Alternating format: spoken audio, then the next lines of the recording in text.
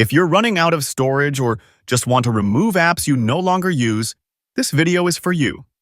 Today, I'll show you exactly how to delete apps on your iPhone, following the steps shown in this recording. Let's get started. Alright, let's begin by unlocking the iPhone.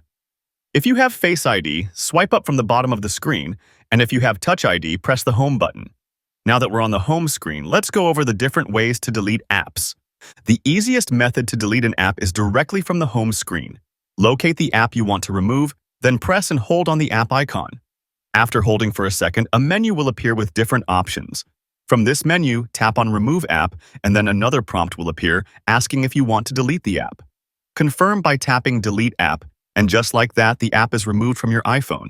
Now, if you want to delete multiple apps or rearrange them, you can enter Jiggle Mode. To do this, press and hold any place that is free on the screen until all the icons start shaking. You'll see small minus buttons appear on the corner of each app. Tap the minus button on the app you want to delete. Then tap Delete App in the confirmation pop-up. Once you're done deleting apps, tap Done in the top right corner or swipe up from the bottom to exit Jiggle Mode. And that's it!